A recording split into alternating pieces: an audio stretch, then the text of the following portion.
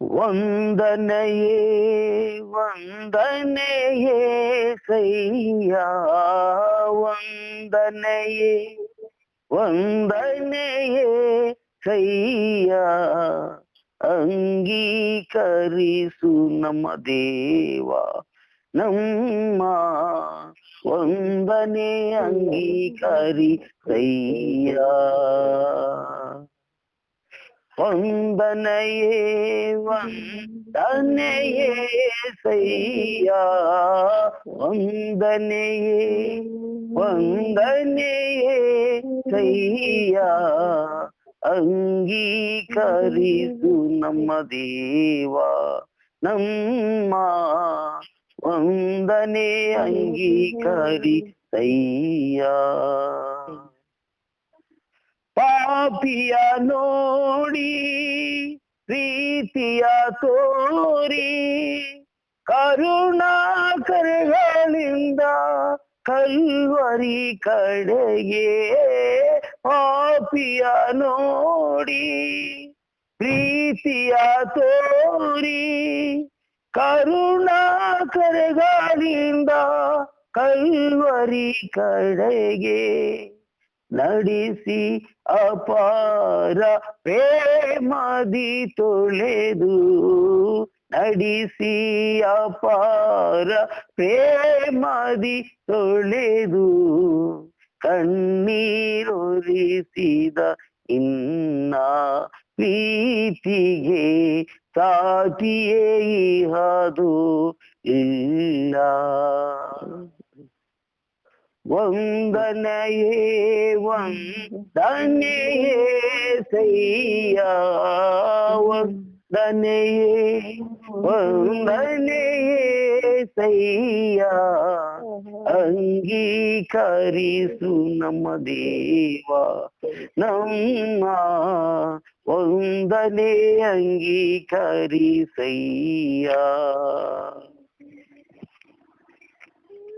ಉದಯಿಸಿದೆಯ ನನ್ನು ಧರಿಸಲು, ತಾಳಿಕೊಂಡೆಯ ಋಣ ಮರಣವ.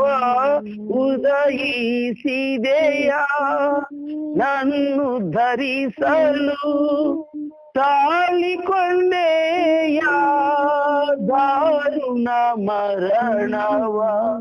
ದಯ ತೋರಿ ದಾರಿದ್ರನ ಕರೆದು, ದಯ ತೋರಿ ದಾರಿದ್ರನ ಕರೆದು ದಾರಿಯ ತೋರಿದ ದಾತ ದೇವಾ ಹೃದಯವನ್ನಿಯ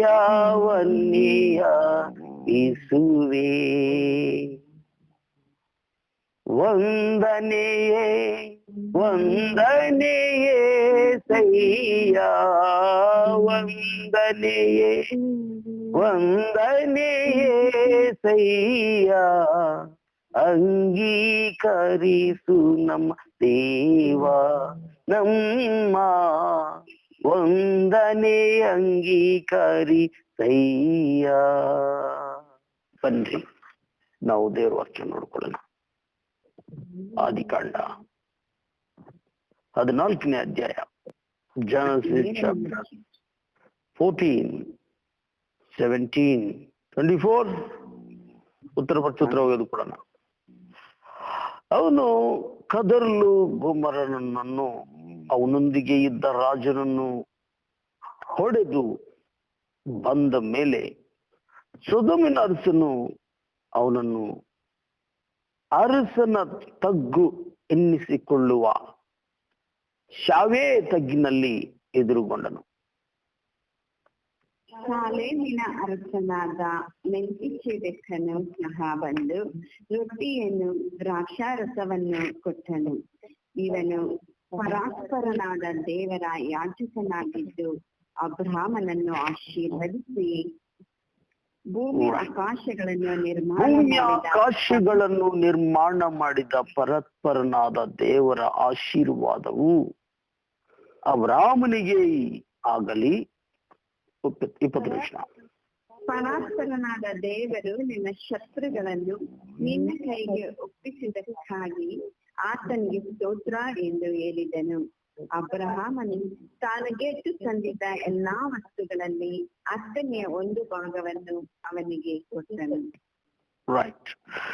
ಸೊದೋಮಿನ ಅರಸನು ಅಬ್ರಾಮನಿಗೆ, ನೀನು ಬಿಡಿಸಿದ ಜನರನ್ನು ನನಗೆ ಒಪ್ಪಿಸು, ಆಸ್ತಿಯನ್ನು ನೀನೇ ತಕ್ಕೋ ಎಂದು ಹೇಳಲು ಅಬ್ರಹಾಮನು ಅವನಿಗೆ, ಒಂದು ದಾರವನ್ನಾಗಲಿ ಕೆರೆದ ಭಾರನ್ನಾಗಲಿ ನೀನದರಲ್ಲಿ ಯಾವುದನ್ನೂ ತೆಗೆದುಕೊಳ್ಳುವುದಿಲ್ಲವೆಂದು ಭೂಮಿ ಆಕಾಶಗಳನ್ನು ನಿರ್ಮಾಣ ಮಾಡಿದ ಪರಾತ್ಪರನ ದೇವರಾಗಿರುವ ಯೆಹೋವನ ಕಡೆಗೆ ಕೈಯೆತ್ತಿ ಪ್ರಮಾಣ ಮಾಡುತ್ತಾನೆ. ಅಬ್ರಹಾಮನು ನನ್ನ ಸೊತ್ತಿನಿಂದಲೇ ಐಶ್ವರ್ಯವಂತನಾದನೆಂದು ಹೇಳಿಕೊಳ್ಳುವುದಕ್ಕೆ ನಿನಗೆ ಆಸ್ಪದವಾಗಬಾರದು.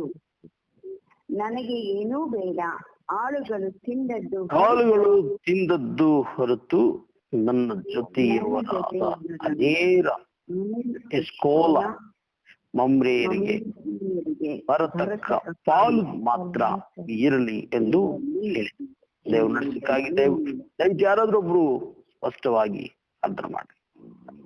ಪರಿಶುದ್ಧನಪ್ಪ, ದೇವಾದಿ ದೇವನೇಪ್ಪ, ಮಹಿಮೆಗೆ ಯೋಗ್ಯನೇ, ಮಾನ ಪ್ರಭಾವ ಉಳ್ಳಾಡಿ ರಾಜನೇಪ್ಪ, ನಿನಗೆ ಸ್ತೋತ್ರ ರಾಜ್ಯ ತಂದೆಯಾದ ದೇವನೇ, ಸರ್ವ ಸೃಷ್ಟಿಕರ್ತನೆ ಅಪ್ಪ, ಈಗ ಯುಗಾಂತರಕ್ಕೂ ಜೀವಿಸು ವಾಸನೆ ಅಪ್ಪ, ನನಗೆ ಮಹಿಮೆ ಸ್ವಾಮಿ, ನಮಗಾಗಿ ಬಲಿಯಾದವರೇ, ಮರಣವನ್ನ ಗೆದ್ದಂತ ನನ್ನ ಏಸಪ್ಪ ಅಪ್ಪ, ನಮ್ಮೊಳಗೆ ಇರುವಾತನು, ನಮ್ಮನ್ನು ನಡೆಸುವ ದೇವನೇ ಏಸುರೇ, ನಿನಗೆ ಸ್ತೋತ್ರ ಕರ್ತಾಧಿಕರ್ತನೆ. ಇದು ಇದೇ ಕಾಲದಲ್ಲಿ ಸ್ವಾಮಿ ಅಪ್ಪ, ಸೇವಕರ ಮೂಲಕವಾಗಿ ನಿನ್ನ ಸನ್ನಿಧಾನದಲ್ಲಿ ನಮ್ಮೆಲ್ಲರನ್ನ ಬೆಳಗಿನ ಜಾವದಲ್ಲಿ ಕರೆಕೊಂಡ ದೇವನೇ ಅಪ್ಪ, ನಿನ್ಗೆ ಕೋಟಿ ವಂದನೆಯನ್ನ ಸಲ್ಲಿಸುತ್ತೇನೆ ರಾಜ್ಯ, ರಾಜ್ಯ ತಂದೆ, ಮಗ, ಪರಿಶುದ್ಧಾತ್ಮನ ನಾಮದಲ್ಲಿ ನಾವು ಪ್ರಾರ್ಥಿಸಿ ಬೇಡಿ ಹೊಂದುತ್ತೇವೆ ತಂದೆಯೇ, ಆಮೇನ್. ಆಮೇನ್.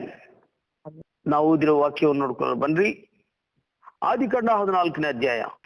14ನೇ ಅಧ್ಯಾಯ ಅದ್ಭುತವಾದ ದೃಶ್ಯವನ್ನು ದೇವರು ನಮ್ಮ ಗಮನಕ್ಕೆ ಕರ್ಕೊಂಡು ಬರ್ತಾ ಇದ್ದಾನೆ. ಏನಪ್ಪಾ ಈ ಅದ್ಭುತವಾದ ದೃಶ್ಯ ಆಲೋಚನೆ ಅಂದ್ರೆ, ಅಬ್ರಾಮನಿಗೆ ದೇವರು ಜಯವನ್ನು ಅನುಗ್ರಹಿಸಿದ್ದಾನೆ. ಈ 17 ವಚನದಲ್ಲಿ ನೋಡಿದ್ರೆ, ಅವನು ಅಂದ್ರೆ ಅಬ್ರಾಮನು ಕದರ್ಲ ಗೋಮರನನ್ನು ಅವನೊಂದಿಗೆ ಇದ್ದ ರಾಜರನ್ನು ಹೊಡೆದು ಬಂದ ಮೇಲೆ ಸೊದೋಮಿನ ಅರಸನು ಅವನನ್ನು ಅರಸನ ತಗ್ಗು ಎನ್ನಿಸಿಕೊಳ್ಳುವ ಶಾವೆ ತಗ್ಗಿನಲ್ಲಿ ಎದುರುಗೊಂಡನು.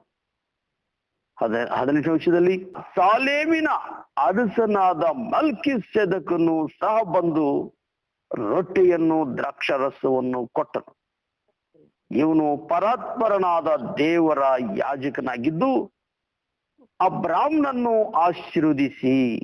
ಪ್ರಿಯರೇ, ಗಮನಿಸಿರಿ, ಇಲ್ಲಿ ಅಬ್ರಾಮನನ್ನು ಇಬ್ಬರು ಎದುರುಗೊಳ್ಳುತ್ತಾರೆ. ರೈಟ್, ಸೊದೋಮನ ಅರಸನು ಸೊದೋಮನ ಅರಸನು ಈಸ್ ಕಮಿಂಗ್ ಟು ಮೀಟ್ ಅಬ್ರಾಮ್. ಯಾವಾಗ? ಕೆದರ್ಲ ಗೋಮರನನ್ನು ಅವನೊಂದಿಗೆ ಇದ್ದ ರಾಜರನ್ನು ಹೊಡೆದು ಬಂದ ಮೇಲೆ, ಅದಾಯ್ತಿದೆಯಾ?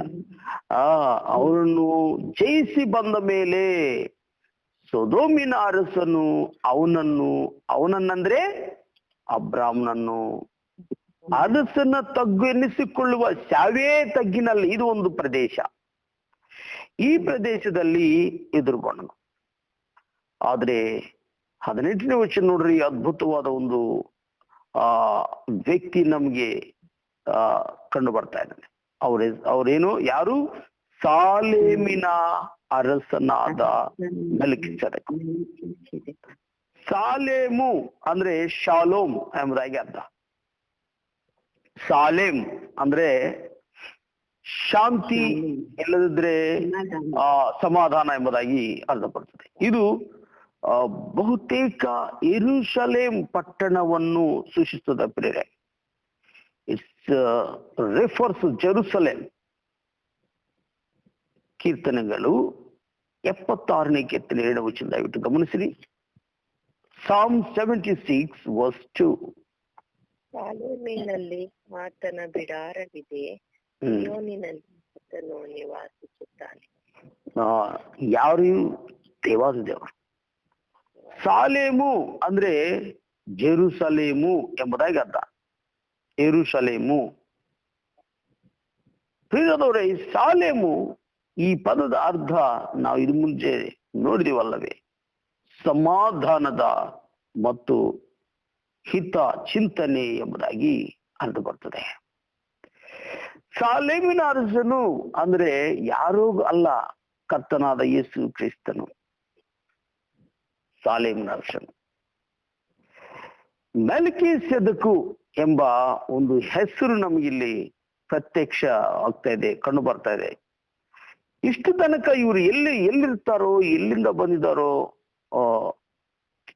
ಸ್ಪಷ್ಟವಾಗಿ ಅರ್ಥ ಆಗುದಿಲ್ಲ. ಆದ್ರೆ ಇಲ್ಲಿ ಇವರು ಹೇಳ್ತಾ ಇದ್ದಾನೆ ಸಾಲೇಮು ಅರಸನು ಎಂಬುದಾಗಿ. ಮೆಲ್ಕಿಸೆದೆಕು ಇವ್ರ ಅರಸನು. ಮೆಲ್ಕಿಸೆದೆಕನು ನಮಗೆ ಈ ವ್ಯಕ್ತಿಯ ಬಗ್ಗೆ ಬಹಳ ಏನು ಗೊತ್ತಿಲ್ಲ ಪ್ರಿಯರೇ, ಇರುವುದನ್ನೇ ನಾವು ಮಾತಾಡ್ಕೊಳ್ಬೇಕು. ಹಳೆಯ ಒಡಂಬಡಿಕೆಯಲ್ಲಿ ಈತನ ಬಗ್ಗೆ ಕೇವಲ ಇನ್ನೊಂದು ಸಾರಿ ಮಾತ್ರ ನಾವು ನೋಡುತ್ತೇವೆ. ಇಲ್ಲಂದ್ರೆ ಹಳೆಯ ಒಡಂಬಡಿಕೆಯಲ್ಲಿ ಕೀರ್ತನೆಗಳು 110ನೇ ಕೀರ್ತನೆ 4ನೇ ವಚನದಲ್ಲೂ ನಾವು ಈ ಮೆಲ್ಕಿಸೆದೆಕು ಬಗ್ಗೆ ನಾವು ನೋಡ್ತೀವಿ.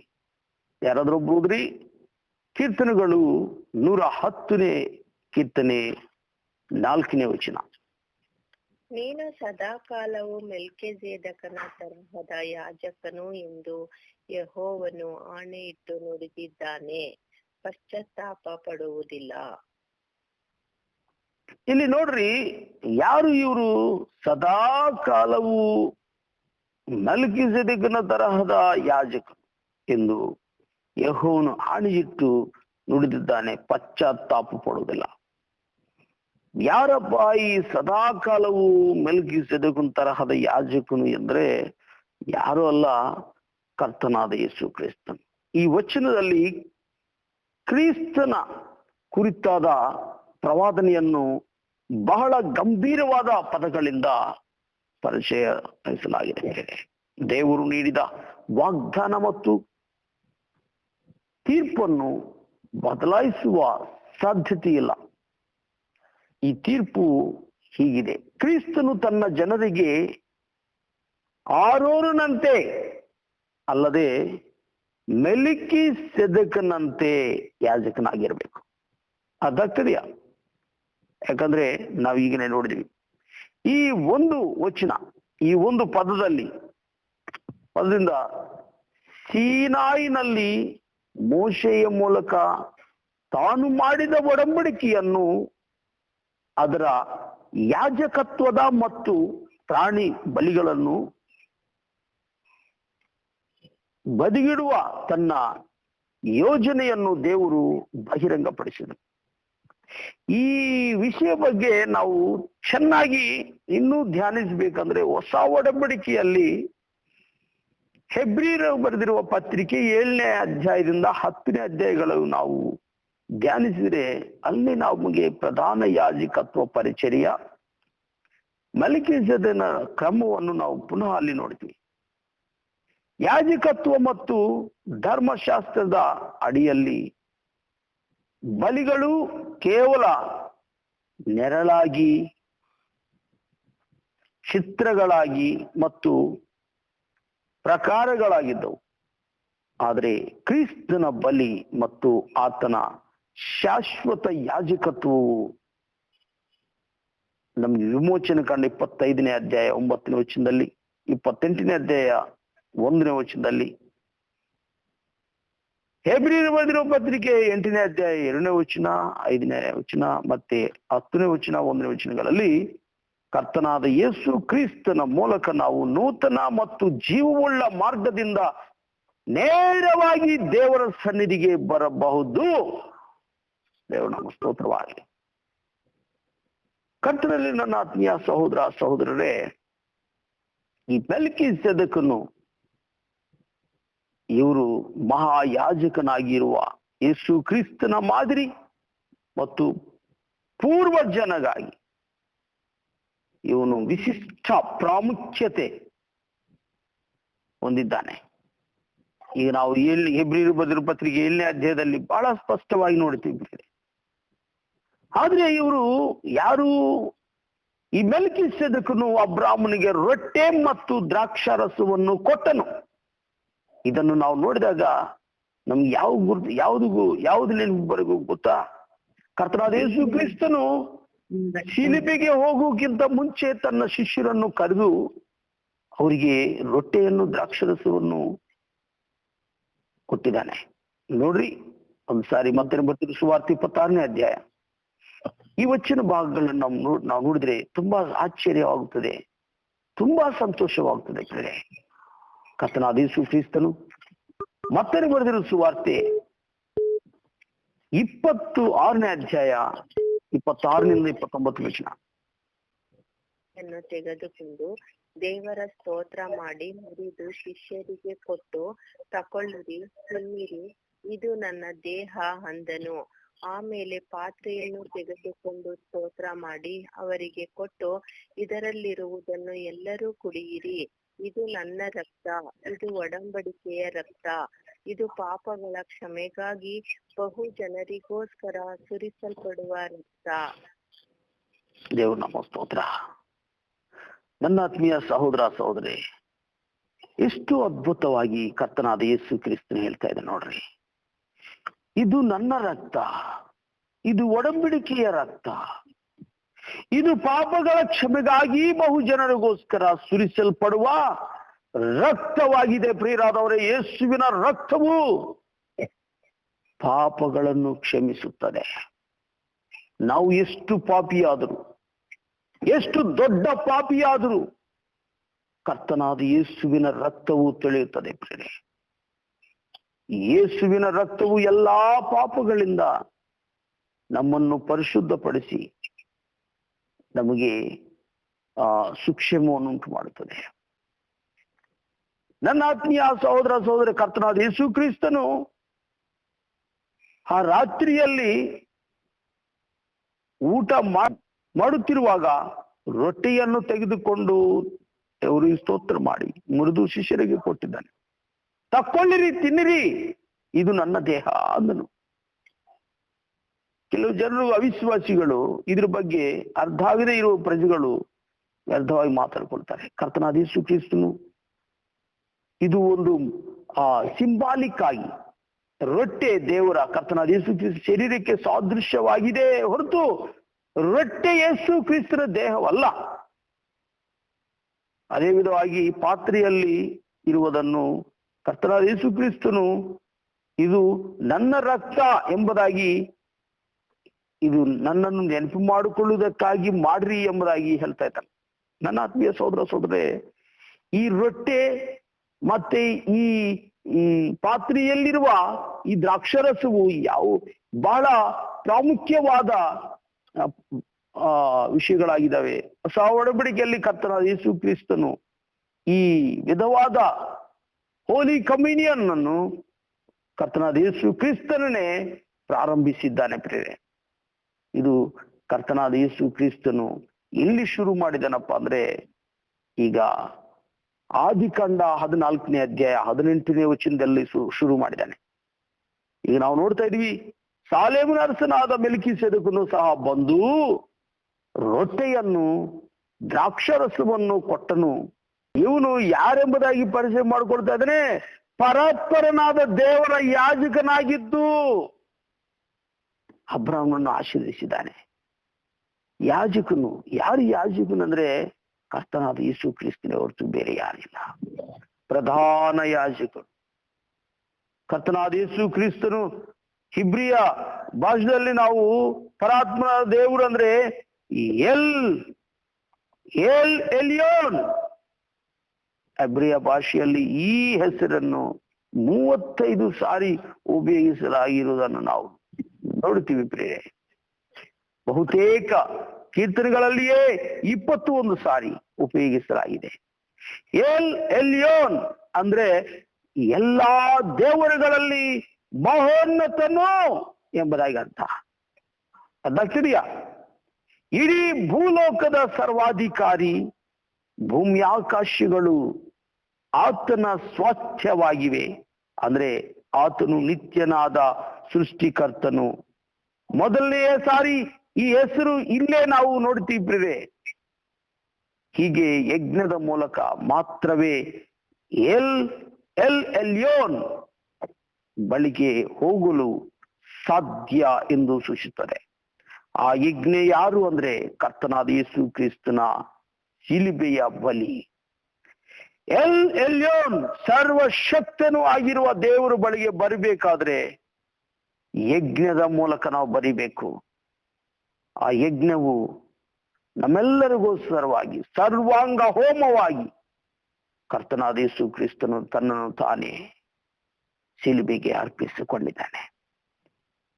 ದೇವರು ನಾಮ ಸ್ತೋತ್ರವಾಗಲಿ. ಈಗ ಆ ಕರ್ತನಾದ ಯೇಸು ಕ್ರಿಸ್ತನ ಮೂಲಕ ದೇವರ ಬಳಿಗೆ ಬಂದು ನಾವೆಲ್ಲರೂ ನಿತ್ಯ ರಾಜ್ಯಕ್ಕೆ ಬಾಧ್ಯರಾಗಿ ವಾರಸರನ್ನಾಗಿ ದೇವರು ಮಾಡಿರುವುದರಿಂದ ನಾವು ಎಷ್ಟೋ ದೇವರಿಗೆ ಕೃತಜ್ಞರಾಗಿ ಕರ್ತನನ್ನು ಸೇವಿಸಬೇಕು ಪ್ರೇರೆ. ನನ್ನ ಆತ್ಮೀಯ ಸಹೋದರ ಸಹೋದರರೇ, ಈ ರೀತಿಯಾಗಿ ಅಬ್ರಾಹ್ಮನಿಗೆ ಈ ಆಶೀರ್ವದಿಸಿದ್ದಾನೆ. ಏನೆಂಬುದಾಗಿ ಆಶೀರ್ವದಿಸಿದ್ದಾನೆ? 19ನೇ ವಚನ, ಆದಿಕಾಂಡ 4ನೇದು 19ನೇ ವಚನ. ಭೂಮಿ ಆಕಾಶಗಳನ್ನು ನಿರ್ಮಾಣ ಮಾಡಿದ ಪರಾತ್ಪರನಾದ ದೇವರು ಆಶೀರ್ವಾದವು ಅಬ್ರಹಾಮನಿಗೆ ಆಗಲಿ.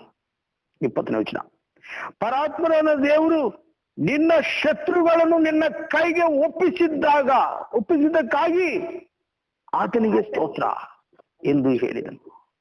ಅಬ್ರಹಾಮನು ತಾನು ಗೆದ್ದು ತಂದಿದ್ದ ಎಲ್ಲ ವಸ್ತುಗಳಲ್ಲಿ 10ನೇಯ 1 ಭಾಗವನ್ನು ಅವನಿಗೆ ಕೊಟ್ಟನು. ನೋಡ್ರಿ ಪ್ರಿಯರವರೇ, ಅದ್ಭುತವಾದ ಮಾತುಗಳಲ್ಲಿ ನೋಡ್ತಾ ಹೇಳ್ತಾ ಇದ್ದೇನೆ ನೋಡ್ರಿ. ಭೂಮಿ ಆಕಾಶಗಳು ನಿರ್ಮಾಣ ಮಾಡಿದ ಪರಾತ್ಪರನಾದ ದೇವರು ಆಶೀರ್ವಾದ ಅಬ್ರಾಹ್ಮನಿಗೆ ಆಗಲಿ ಎಂಬುದಾಗಿ ದೇವರು ಆಶೀರ್ವದಿಸುತ್ತಾ ಇದ್ದಾನೆ. ಪರಾತ್ಪರನಾದ ದೇವರು ನಿನ್ನ ಶತ್ರುಗಳನ್ನು ನಿನ್ನ ಕೈಗೆ ಒಪ್ಪಿಸಿದ್ದಕ್ಕಾಗಿ ಆತನಿಗೆ ಸ್ತೋತ್ರ. ನನ್ನ ಆತ್ಮೀಯ ಸಹೋದರ ಸಹೋದರರೇ, ದೇವರು ಈಗಲೂ ಸಹ ನಮ್ಮ ಪಕ್ಷವಾಗಿ ಯುದ್ಧ ಮಾಡಿ ನಮ್ಮ ವೈರಿಗಳನ್ನು, ನಮ್ಮ ಶತ್ರುಗಳನ್ನು ಜಯಿಸುವುದಕ್ಕೆ, ಅವ್ರ ಮೇಲೆ ವಿಜಯವನ್ನು ಹೊಂದುವುದಕ್ಕೆ ದೇವರು ನಮ್ಮನ್ನು ಸಹ ಬಲಪಡಿಸುತ್ತಾ ಇದ್ದಾನೆ. ನಮ್ಮನ್ನು ಸಹ ನಮ್ಮ ಶತ್ರುಗಳನ್ನು, ವೈರಿಗಳನ್ನು ಜಯಿಸುವುದಕ್ಕೆ ಬೇಕಾದ ಆಲೋಚನೆಗಳನ್ನು, ಶಕ್ತಿಯನ್ನು ನೀಡಿ ನಡೆಸುತ್ತಾ ಇರುವುದಕ್ಕಾಗಿ ನಾವು ಸಹ ಈ ಮುಂಜಾನ ಕಾಲ ಸಮಯದಲ್ಲಿ ದೇವರಿಗೆ ಏನ್ ಮಾಡ್ಬೇಕು? ಸ್ತೋತ್ರ ಹೇಳಬೇಕು ಪ್ರಿಯರೇ. ಅದಾಗ್ತದೆಯಾ? ಅದನ್ನೇ ನಾವು ಮಾಡ್ತಾ ಇರೋದು ಪ್ರತಿದಿನ. ಯಾಕಂದ್ರೆ ಪ್ರತಿದಿನವೂ ದೇವರು ನಮಗೆ ಸಹಾಯ ಮಾಡ್ತಾ ಇದ್ದಾನೆ. ಪ್ರತಿದಿನವೂ ನಮಗೆ ಜಯವನ್ನು ಕೊಡ್ತಾ ಇದ್ದಾನೆ. ಪ್ರತಿದಿನವೂ ನಮ್ಮ ಪಕ್ಷವಾಗಿ ಯುದ್ಧವನ್ನು ಮಾಡ್ತಾ ಇದ್ದಾನೆ. ನಮ್ಮ ಶತ್ರುಗಳನ್ನು ನಮ್ಮ ಕೈಗೆ ಒಪ್ಪಿಸುವ ದೇವರಾಗಿದ್ದಾನೆ. ನಮ್ಮ ಶತ್ರುಗಳು ನಮ್ಮ ಕೈಗೆ ಸಿಗುತ್ತಾರೆ ಪ್ರೇರಿ. ಮರಿಬೇಡ, ತೊಂದರೆ ಪಡಬೇಡ, ಕಳವಳ ಹೊಂದಬೇಡ. ಏನೋ ತಾತ್ಕಾಲಿಕವಾಗಿ ಅವರು ಮೇಲೆ ಇರ್ಬೋದು, ಒಂದು ದಿನ ಅವರು ನಿನ್ನ ಕೈಗೆ ಸಿಗುತ್ತಾರೆ. ಖಂಡಿತವಾಗಿ ಯಾರು ತಪ್ಪಿಸಿಕೊಳ್ಳುವುದಕ್ಕೆ ಆಗುವುದಿಲ್ಲ. ದೇವರು ನಂಬಿಗಸ್ತನು, ತನ್ನ ಮಕ್ಕಳಿಗೆ ಸಹಾಯ ಮಾಡುವಾತನು. ಅಬ್ರಾಹ್ಮನು ತಾನು ನೋಡ್ರಿ ಗೆದ್ದು ತಂದಿದ್ದ ಎಲ್ಲಾ ವಸ್ತುಗಳಲ್ಲಿ 10ನೇಯ 1 ಭಾಗವನ್ನು ಅವನಿಗೆ ಕೊಟ್ಟನು. ಇಲ್ಲಿಂದ ನಾವು ನೋಡ್ತಾ ಇದೀವಿ, ದೇವರಿಗೆ ಕೊಡುವ ದಶಮಾಂಶ ಬಗ್ಗೆ ಕರ್ತನಾದ ಯೇಸು ಕ್ರಿಸ್ತನು ಅಬ್ರಾಹ್ಮನ ಮೂಲಕ ನಮಗೆ ಪರಿಚಯ ಮಾಡ್ತಾ ಇದ್ದಾನೆ. ದೇವ್ರ ನಾಮ ಸ್ತೋತ್ರ. ಈಗ ನಾವು ಬನ್ರಿ 21ನೇ ವಚನಕ್ಕೆ ಬಂದಾಗ, ಈ ಸೊದೋಮನ ಅರಸನು ಅಬ್ರಾಹ್ಮನಿಗೆ ನೀನು ಬಿಡಿಸಿದ ಜನರನ್ನು ನನಗೆ ಒಪ್ಪಿಸು,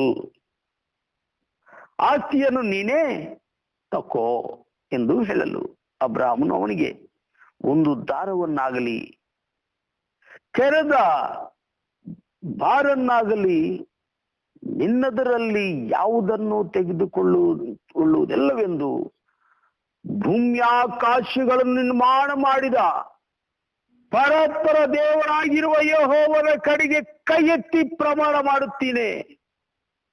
ಅಬ್ರಾಹ್ಮನು ನನ್ನ ಸೊತ್ತಿನಿಂದಲೇ ಐಶ್ವರ್ಯವಂತನಾದನೆಂದು ಹೇಳಿಕೊಳ್ಳುವುದಕ್ಕೆ ನಿನಗೆ ಆಸ್ಪದವಾಗಬಾರದು. ನನಗೆ ಏನು ಬೇಡ.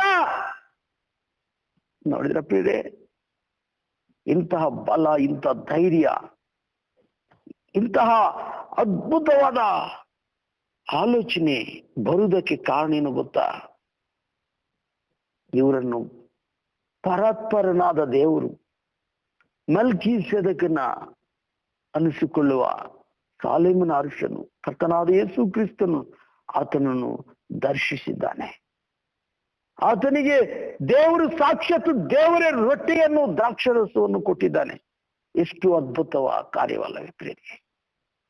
ದೇವರು ಅಬ್ರಾಮನನ್ನು ಮೆಚ್ಚಿದ್ದಾನೆ ಪ್ರಿಯರೇ. ಈಗ ಆ ದೇವರ ಶಕ್ತಿ ಅಬ್ರಾಮನಲ್ಲಿ ತುಂಬಿದೆ. ದೇವರ ಆತ್ಮದಿಂದ ತುಂಬಿದ ಆಗಿದ್ದಾನೆ ಅಬ್ರಾಮ್. ನನ್ನ ಆತ್ಮೀಯ ಸಹೋದರ ಸಹೋದರರೇ, ನಾವು ಪ್ರತಿ ಭಾನುವಾರ ಮೇಜಿನ ಬಳಿಗೆ ಬರ್ತಾ ಇರ್ತೀವಿ. ಈ ಮೇಜಿನ ಬಳಿಗೆ ಬರುವುದಕ್ಕೆ ಕಾರಣ ಏನು ಗೊತ್ತಾ? ಬಲಹೀನವಾಗಿರುವ ನಾವು ಬಲ ಹೊಂದುವುದಕ್ಕಾಗಿ, ಎಲ್ಲೆಲ್ಲಿ ಬಿದ್ದೋಗಿದೋ ಅದೆಲ್ಲವನ್ನು ಸರಿಪಡಿಸಿಕೊಳ್ಳುವುದಕ್ಕಾಗಿ, ಯೇಸುವಿನ ರಕ್ತದಿಂದ ತೊಳೆಯಲ್ಪಟ್ಟು ಅಮೂಲ್ಯವಾದ ಮೇಜಿನಲ್ಲಿ ಪಾಲುಗಾರರಾಗಿ ಶಕ್ತಿಯನ್ನು ಬಲವನ್ನು ಹೊಂದಿ ಈ ಲೋಕದ ಯಾತ್ರೆಯಲ್ಲಿ ಜೀವಿತವನ್ನು ಜೀವಿಸುವುದಕ್ಕೋಸ್ಕರ ಕರ್ತನಾದ ಯೇಸು ಕ್ರಿಸ್ತನು ಆತನ ದೇಹವನ್ನು ಆತನ ರಕ್ತವನ್ನು ಕುರಿತು ನಮಗೆ ಆ ಮೇಜಿನಲ್ಲಿ ಪಾಲುಗಾರರಾಗುವುದಕ್ಕೆ ಆ ದ್ರಾಕ್ಷರಸವನ್ನು ರೊಟ್ಟಿಯನ್ನು ನೀಡಿದ್ದಾನೆ. ಅದಕ್ಕಾಗಿ ನಾವು ಎಷ್ಟೋ ದೇವರಿಗೆ ವಂದನೆಗಳು ಸಲ್ಲಿಸಬೇಕಾಗಿದೆ ಪ್ರೇರಣೆ. ಯಾಕಂದ್ರೆ ಪ್ರತಿದಿನವೂ ನಮಗೆ ಜೀವವನ್ನು ಕೊಡುವ ಆತನಾಗಿದೆ. ಎಷ್ಟು ಅದ್ಭುತವಾದ ದೇವರು. ಆದ್ರೆ ಇಲ್ಲಿ ಒಂದು ಕನ್ನಿಂಗ್ ಆಲೋಚನೆ, ಇದು ಸೈತಾನನ ಆಲೋಚನೆ. ನಾವು ಒಂದು ಆಲೋಚನೆ ನೋಡ್ತೀವಿ ಇಲ್ಲಿ ಬನ್ರಿ. ಸೊದೋಮಿನ ಅರಸನು ಏನಂತ ಇದ್ದಾನೆ ಅಬ್ರಾಮನಿಗೆ ಜೊತೆ? ಅಬ್ರಾಮನಿಗೆ, ನೀನು ಬಿಡಿಸಿದ ಜನರನ್ನು ನನಗೆ ಒಪ್ಪಿಸಿಬಿಡು. ಆಸ್ತಿಯನ್ನು ನೀನೇ ತಕ್ಕೋ. ಅಯ್ಯ, ಇದು ಸೈತಾನನ ಆಲೋಚನೆ. ಸೈತಾನನಿಗೆ ಜನರು ಬೇಕು, ಸೈತಾನನಿಗೆ ಗುಂಪು ಬೇಕು, ಸೈತಾನನಿಗೆ ಮನುಷ್ಯರು ಬೇಕು. ಯಾಕೆ? ಹಾಳು ಮಾಡುವುದಕ್ಕಾಗಿ, ನಾಶ ಮಾಡಿ ನರಕಕ್ಕೆ ಕರ್ಕೊಂಡು ಹೋಗುವುದಕ್ಕೋಸ್ಕರ. ಅಬ್ರಾಮನನ್ನು ಅಬ್ರಾಮನನ್ನು ಕೇಳ್ತಾ ಇದ್ದಾನೆ ಸೈತಾನನು. ಅಬ್ರಾಮನೇ, ನಿನ್ನ ಹತ್ರ ಜನರು ನನಗೆ ಕೊಡ್ಬಿಡು, ಆಸ್ತಿ ನೀನು ತಗೋಪ್ಪ, ಎಷ್ಟು ಬೇಕೋ ಅಷ್ಟು ತಗೋ ನೀನು. ಪ್ರಿಯದವರೇ, ಕೆಲವು ಜನರು ಈ ಆಸ್ತಿಗಾಗಿ ತಮ್ಮನ್ನು ತಾವೇ ಸೈತಾನನಿಗೆ ತಮ್ಮನ್ನು ತಾವೇ ಸಜೀವಿಯಾಗಿ ಅರ್ಪಿಸ್ಕೊಡ್ತಾ ಇದ್ದಾರೆ. ಸೈತಾನ ಮಕ್ಕಳಾಗ್ತಾ ಇದ್ದಾರೆ. ಹಣದಗೋಸ್ಕರ, ದುಡ್ಡುಗೋಸ್ಕರ, ಅಧಿಕಾರಗೋಸ್ಕರ, ಈ ಲೋಕದಲ್ಲಿ ಅಶಾಶ್ವತವಾಗಿರುವ ವಸ್ತುಗಳಿಗೋಸ್ಕರ ಕೆಲವು ಜನರು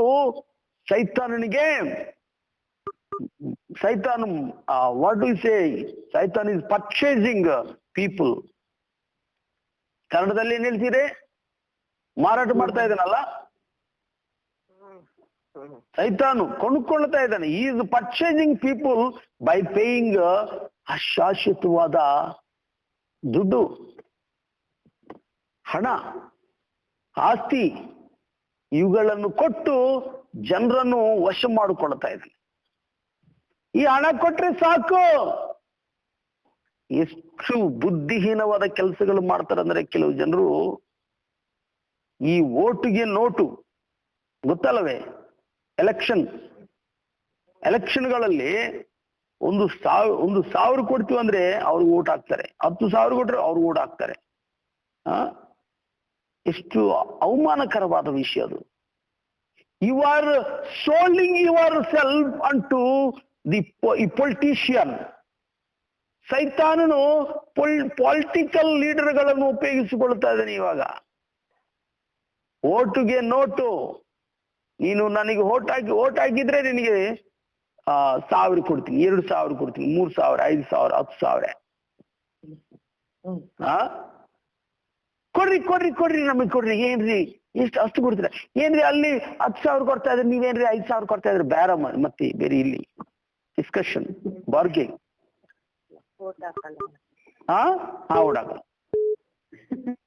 ಪ್ರಿಯರವರೇ, ನಾವು ಈ ತರ ಮಾಡಬಾರ್ದು ಪ್ರಿಯರೇ. ನಾವು ದೇವರ ಮಕ್ಕಳು ಅನಿಸಿಕೊಳ್ಳುವ, ನಾವು ಯೇಸುವಿನ ಮಕ್ಕಳು ಅನಿಸಿಕೊಳ್ಳುವ, ನಾವು ಈ ಹಣದಗೋಸ್ಕರ ನಮ್ಮನ್ನು ನಾವೇ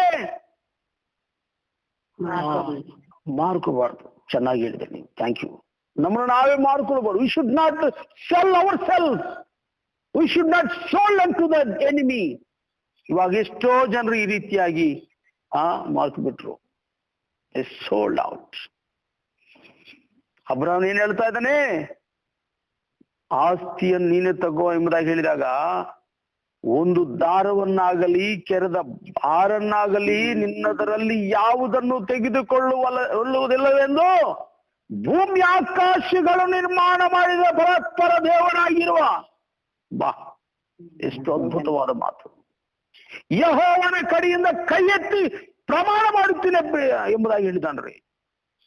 ಭೂಮಿ ಆಕಾಶಗಳ್ರಿ, ನಿನ್ನ ಆಸ್ತಿ ಎಷ್ಟು, ನಿನ್ನ ಐಶ್ವರ್ಯ ಅಂತ ಪ್ರಿಯರೇ ಎಂಬುದಾಗಿ ಸೊದೋಮನಿಗೆ ಬುದ್ಧಿ ಬರುವಂತೆ ಗಟ್ಟಿಯಾಗಿ ಹೇಳಿದ್ದಾರೆ. ನಾನು ನಂಬಿರುವ ದೇವರು ಪರಾತ್ಪರನಾದ ದೇವರು. ನಾನು ನಂಬಿರುವ ದೇವರು ಭೂಮಿ ಆಕಾಶಗಳನ್ನು ನಿರ್ಮಾಣ ಮಾಡಿರುವ ದೇವರು. ನಾನು ನಂಬಿರೋ ದೇವರು ಸರ್ವೋನ್ನತವಾದ ಸರ್ವಶಕ್ತಿಯುಳ್ಳ ದೇವರು. ನೀನು ಕೊಡುವ ಹಣ ನನಗೆ ಬೇಡ, ನಿನ್ನ ಆಸ್ತಿ ನನಗೆ ಬೇಡ. ಹೌದು ಪ್ರಿಯರೇ, ನನಗೆ ಕೆಲವು ಜನರು, ಬ್ರದರ್ ನಿಮ್ಮ ಮೊಬೈಲ್ ನಂಬರ್ ಹೇಳ್ರಿ, ನಾವು ಕಳುಹಿಸ್ಕೊಡ್ತೀವಿ ಹಂಗಿಂಗ್ ಅಂತ ಹೇಳ್ತಾರೆ. ನನಗೆ ದೇವರು ಸಮಾಧಾನ ಹೇಳಿಲ್ಲ, ಕೊಟ್ಟಿಲ್ಲ ಅಂದ್ರೆ ಅವ್ರಿಗೆ ಯಾವುದು ನಾನು ಕಳುಹಿಸ್ಕೊಡುದಿಲ್ಲ. ನಾನು ಬೆಂಗಳೂರಲ್ಲಿರುವ ಒಬ್ಬ ಬ್ರದರು 2 ವರ್ಷಗಳು ಅವರು ಫೋನ್ ಮಾಡ್ತಾನೆ ಬಂದ್ರು, ಬ್ರದರ್ ಬ್ರದರ್ ಬ್ರದರ್ ಎಂಬುದಾಗಿ. ನನಗೆ ದೇವರು 1 ವರ್ಷದ ನಂತರ ಅವರಿಗೆ ರಿಪ್ಲೈ ಕೊಡುವುದಕ್ಕಾಗಿ ದೇವರು ಅನುಮತಿ ಕೊಟ್ಟಿದ್ದಾನೆ. ನನ್ನ ಆತ್ಮೀಯ ಸಹೋದರ ಸಹೋದರರೇ, ನಾವು ಹಣಗೋಸ್ಕರ ಜೀವಿಸಬಾರದು. ಆಸ್ತಿ ಈ ಲೋಕದಲ್ಲಿ ನಶಿಸಿ ಹೋಗುವ ಈ ದುಡ್ಡುಗೋಸ್ಕರ ಸಾಯಬಾರದು. ನಾವು ಜೀವಿಸಿದ್ರೆ ಕರ್ತನಿಗೋಸ್ಕರ ಜೀವಿಸಬೇಕು, ಕರ್ತನಿಗಾಗಿ ಜೀವಿಸಬೇಕು, ಕರ್ತನ ಚಿತ್ತವನ್ನು ಮಾಡುವುದಕ್ಕಾಗಿ ಬದುಕಬೇಕೆ ಹೊರತು ವ್ಯರ್ಥವಾದ ನಶಿಸಿ ಹೋಗುವ, ನಮ್ಮನ್ನು ನಾಶನಕ್ಕೆ ಕರ್ಕೊಂಡು ಹೋಗುವ ಸೈತಾನನ ಆಸ್ತಿ, ಇಹಲೋಕದ ಹಣವು ಇದೇ ನಮಗೆ ದೇವರಾಗಿರಬಾರ್ದು ಪ್ರೇರೆ. ಯಾಕಂದ್ರೆ ಯಾವುದನ್ನು ನಾವು ಜಾಸ್ತಿ ಪ್ರೀತಿಸುತ್ತೀವೋ ಅದೇ ನಮಗೆ ದೇವರಾಗಿ ಬಿಡುತ್ತದೆ, ಅದೇ ವಿಗ್ರಹವಾಗಿ ಬಿಡುತ್ತದೆ. ಅದರಿಂದ ಅಬ್ರಾಹ್ಮಣ ಏನ್ ಹೇಳ್ತಾ ಇದ್ದಾನೆ, ನಿನ್ನ ಐಶ್ವರ್ಯ ನನಗೆ ಬೇಡ, ನಿನ್ನದು ಯಾವುದು ನನಗೆ ಬೇಡ. ಅಬ್ರಾಹ್ಮನ ಮೂಲಕ ನಾವು ತಿಳ್ಕೊಳ್ಬೇಕಾದ ಪ್ರಾಮುಖ್ಯವಾದ ವಿಷಯ ಏನಂದ್ರೆ, ದೇವರು ನಮ್ಮನ್ನು ಆಶೀರ್ವದಿಸಿದ್ರೆ ಅದು ಆಶೀರ್ವಾದ ಹೊರತು ಬೇರೆಯವರು ಯಾರು ನಮಗೆ ಆಶೀರ್ವಾದ ಮಾಡಬೇಕೆಂಬುದಾಗಿ ನಮಗೆ ಏನು ಕೊಟ್ಟರು ಅದು ನಮಗೆ ಆಶೀರ್ವಾದವಾಗಿ ಇರಲ್ಲ. ಇದನ್ನು ನಾವು ಮರ್ತು ಹೋಗಬಾರ್ದು. ದೇವರೇ ನಮ್ಮನ್ನು ಆಶೀರ್ವದಿಸಬೇಕು, ದೇವರಿಗೆ ಮಹಿಮೆ ಆಗ್ಬೇಕು, ದೇವರಿಗೋಸ್ಕರ ನಾವು ಜೀವಿಸಬೇಕು. ಕೊನೆಯಾಗಿ ನಾವು 24ನೇ ವಚನ ಓದಿಕೊಳ್ಳೋಣ ಬನ್ರಿ. ಆದಿಕಾಂಡ 14ನೇ 24 ವಚನ. ಆಳುಗಳು ತಿಂದದ್ದು ಹೊರತು ನನ್ನ ಜೊತೆಯವರಾದ ಆನೇರ, ಎಸ್ಕೋಲ, ಮಮ್ರೆಯರಿಗೆ ಬರತಕ್ಕ ಪಾಲು ಮಾತ್ರ ಇರಲಿ ಎಂದು ಹೇಳಿದನು. ಬೇರೆಯವ್ರಿಗೆ ಯಾರು ಕೊಡ್ತೀರೋ ಅವ್ರಿಗೆ ಕೊಡ್ಬೇಡಿ, ನನಗೆ ಬೇಡ ಎಂಬುದಾಗಿ. ಅಬ್ರಾಹ್ಮಣ ಅದನ್ನು ತೆಗೆದುಕೊಳ್ಳುವುದಿಲ್ಲ. ಯಾಕಂದ್ರೆ ದೇವರಾತ್ಮದಿಂದ ತುಂಬಿರುವ ದೇವರ ಮನುಷ್ಯ, ದೇವರ ಮಗನು, ದೇವರಿಗೋಸ್ಕರ ಜೀವಿಸಿದ್ದಾನೆ. ನಾವು ಆ ರೀತಿಯಾಗಿ ಪ್ರತ್ಯೇಕವಾಗಿ ಜೀವಿಸೋಣ, ಕರ್ತನ ಮಹಿಮೆಗೋಸ್ಕರ ಜೀವಿಸೋಣ, ನಾವು ಯಥಾರ್ಥವಾಗಿ ಜೀವಿಸೋಣ. ಖಂಡಿತವಾಗಿ ದೇವರು ನಮ್ಮನ್ನು ಆಶೀರ್ವದಿಸುತ್ತಾನೆ. ಇಲ್ಲಿ ಯಾರು ಅಬ್ರಾಹ್ಮನ ಆಶೀರ್ವದಿಸಿದ್ದಾನೆ? ಪರಾತ್ಪರನಾದ ದೇವರು, ಭೂಮಿ ಆಕಾಶಗಳು ನಿರ್ಮಾಣ ಮಾಡಿರುವ ದೇವರು ಅವರನ್ನು ಆಶೀರ್ವದಿಸಿದ್ದಾನೆ. ಅಬ್ರಾಹ್ಮನ ಆಶೀರ್ವದಿಸಿದ ದೇವರು ಈ ಮುಂಜಾನೆ ಕಾಲ ಸಮಯದಲ್ಲಿ ಕಾನ್ಫರೆನ್ಸ್ ನಲ್ಲಿರುವ ನಮ್ಮೆಲ್ಲರನ್ನು ಸಹ ಆಶೀರ್ವದಿಸುವುದಕ್ಕೆ ಸರ್ವಶಕ್ತನಾಗಿದ್ದಾನೆ. ಅದಕ್ಕಾಗಿ ಬನ್ನಿ ಚಿಕ್ಕ ಪ್ರಾರ್ಥನೆ ಮಾಡ್ಕೊಡೋಣ.